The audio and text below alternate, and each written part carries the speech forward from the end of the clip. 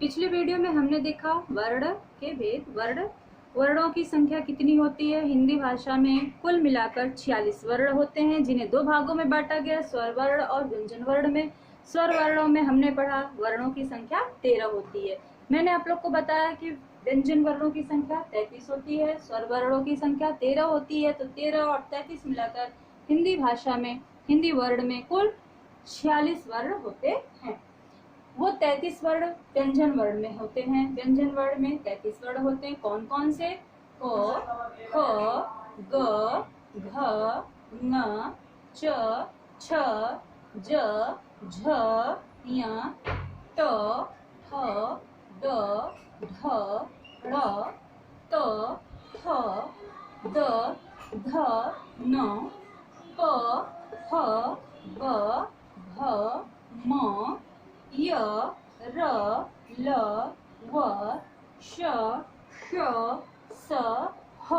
आप देख रहे हैं कि ह तक के वर्णों पे हलंत लगा है, क्योंकि इतने ही वर्ण होते हैं बच्चों। ह तक ही वर्ण होते हैं। ये क्ष, त्र, ज्ञ। इसके बाद 3 अक्षर और हैं, स्र, ड़ और ढ़, जो कि अक्षर कहे जाते हैं, वर्ण नहीं कहे जाते हैं। इस तरह से आप अगर यहाँ क से लेकर ह तक की काउंटिंग करेंगे, इसे गिनेंगे, तो इनकी संख्या आपको 33 प्राप्त होगी। कंफ्यूजन होता है कि 33 ही कैसे हैं, तो ह तक ही वर्ण होते हैं, इसलिए इनकी संख्या भी 33 है। 5 क वर्ग में, 5 च वर्ग, 5 ट वर्ग में, 5 त वर्ग में, 5 प वर्ग में और 5 य, र, ल, व, श। 5, 10, 15, 20, 25, 30, श, स और ह, 30, 33। इस तरह से व्यंजन वर्ण में ये 33 वर्ण हुए। तो इस प्रकार 46 वर्ण होते हैं। कैसे? 33 व्यंजन वर्ण। पिछली वीडियो में हमने पढ़ा था 13 स्वर वर्ण। तो 13 और 33 मिलाकर 46 वर्ण हुए। अब क्ष, त्र और ज्ञ, इनमें आप देखेंगे कि हलंत भी नहीं लगा हुआ है। क्यों नहीं लगा है? क्योंकि ये अक्षर हैं। जब हम अक्षरों को मिलाते हैं तो क्ष, त्र, ज्ञ के साथ ही हमें 3 अक्षर हिंदी भाषा में, व्याकरण में और मिलते हैं। स्र, ड़ और ढ़। स्र, ड़ और ढ़। तो जब इन तीनों को हम मिला देते हैं तो ह के बाद ये 33, 34, 35, 36, 37, 38, 39, ये 39 अक्षर प्राप्त होते हैं। जब हम इन्हें मिलाते हैं इन स्वर वर्णों के साथ, जब हम इन्हें अक्षर के रूप में लिखते हैं, तो हमें हिंदी के व्यंजन वर्ण में, व्यंजन में पूरे 39 अक्षर प्राप्त होते हैं। और 39 और 13 स्वर वर्ण, इस प्रकार मिलाकर हमें हिंदी भाषा में कुल 52 अक्षर प्राप्त होते हैं। अब हम कहेंगे कि ये वर्ण क्यों नहीं है? क्ष, त्र, ज्ञ, स्र, ड़ और ह वर्ण क्यों नहीं है? इस प्रकार नहीं है क्योंकि ये संयुक्त वर्ण हैं। ये क्ष जो है, आप देखेंगे यहाँ पर क, श और अ से मिलाकर क्ष बनता है।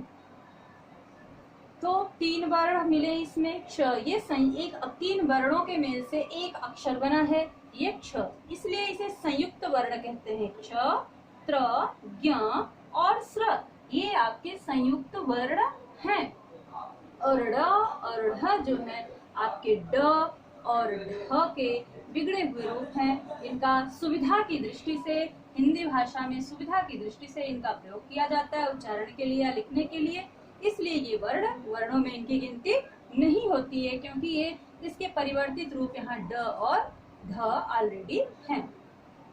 इसी प्रकार हम देखेंगे तो त्र में भी तो त वर्ण, र वर्ण और अ वर्ण मिलाकर के बनता है क्ष, फिर त्र।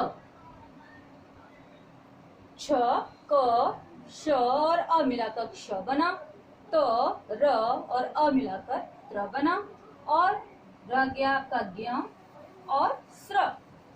तो हम देखेंगे कि ज्ञ, ज और य प्लस अ, इसे मिलाकर के ज्ञ बना ज य प्लस अ बराबर ज्ञ। और स्र में आपका स र बराबर स्र। आप देख रहे हैं हर प्रत्येक जो संयुक्त अक्षर है उसमें लास्ट में अ स्वर जरूर जुड़ा हुआ है, क्योंकि जब हम अक्षर बनाते हैं तो बिना अ के सहयोग के हमारा अक्षर नहीं हो सकता है, उनका उच्चारण हो नहीं सकता है। तो इस तरह हमने देखा क्ष, त्र, ज्ञ और स्र, ये चारों जो है संयुक्त अक्षर हैं। क्या है? संयुक्त अक्षर हैं। और ड और ढ, इनका ड और ढ का परिवर्तित रूप है, जिसे हम सुविधा की दृष्टि से या सुविधा अनुसार इनका लिखने, बोलने, पढ़ने में उपयोग करते हैं। जब हम कुल वर्णों की, कुल अक्षरों की संख्या को जोड़ते हैं तो 52 अक्षर हमें प्राप्त होते हैं। और जब हम केवल व्यंजन वर्ण लेते हैं तो हमें 33 वर्ण ही प्राप्त होते हैं, क्योंकि वर्ण यहीं तक हैं। और जब अक्षर लेते हैं तो अक्षर यहीं तक नहीं होते हैं, अक्षर में क्ष, त्र और ज्ञ आ जाते हैं। अगर हम कहें कि इसमें अवर्ण हटा दें तो भी क्ष, त्र और ज्ञ में हलंत लगा दें तो इन्हें वर्ण के अंतर्गत ले सकते हैं, लेकिन ऐसा नहीं हो सकता, क्योंकि वर्ण भाषा की सबसे छोटी इकाई होती है। और अगर हम ऐसा करते हैं, यहाँ हलंत लगा के हम इसे वर्ण बनाने का प्रयास करते हैं तो वह गलत होगा, क्योंकि ज और य मिलकर के ज्ञ बना है। दो वर्ण आपस में ऑलरेडी जुड़े हुए हैं। उसी प्रकार स और र मिलकर के यहाँ स्र बना है, दो वर्ण पहले से ही जुड़े हुए हैं। तो अगर हम अ नहीं भी लगाते हैं तो भी ये वर्ण नहीं कहे जाएंगे, अक्षर ही कहे जाएंगे।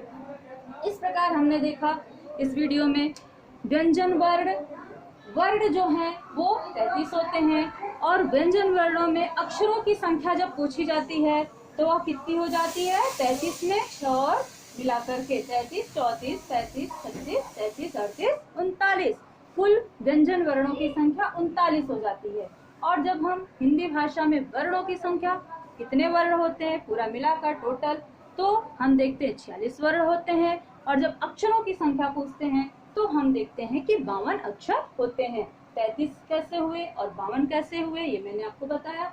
समझ में न आया हो तो कमेंट करिएगा, मैं फिर से बताऊंगी, समझाऊंगी। आज की वीडियो में इतना ही। धन्यवाद।